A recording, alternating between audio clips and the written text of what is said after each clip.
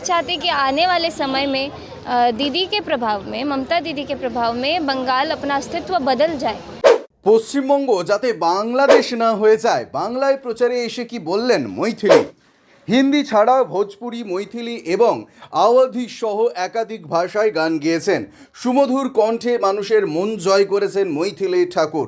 বিহারের আলীনগরের বিজেপি বিধায়ক মৈথিলি ঠাকুর এবার প্রচার সারলেন বাংলাতেও। পানিহাটি থেকে অশোকনগর একাধিক কেন্দ্রে বিজেপি প্রার্থীদের হয়ে প্রচার সারলেন বিজেপির এই তারকা বিধায়ক। নির্বাচনী প্রচারে ভিন রাজ্যের একাধিক নেতা মন্ত্রীরা বাংলায় এসেছেন ইতিমধ্যে। সেই তালিকায় নাম রয়েছে তারকা বিধায়ক ও সাংসদদেরও। সাংসদ কঙ্গনা রানাউত থেকে মনোজ তিওয়ারি এ রাজ্যে প্রচারে এসেছেন। এবার কোকিল কণ্ঠী গায়িকা বিধায়কও।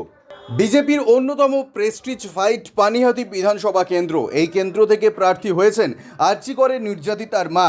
তার প্রচারে এসে মৈথিলি বলেন, এমন কঠিন পরিস্থিতিতেও ওর সাহস আমাদের সবার জন্য অনুপ্রেরণা। সারা বাংলা নয়, দেশের প্রতিটি নারী এবং প্রতিটি ভারতীয় আজ তার সঙ্গে রয়েছে।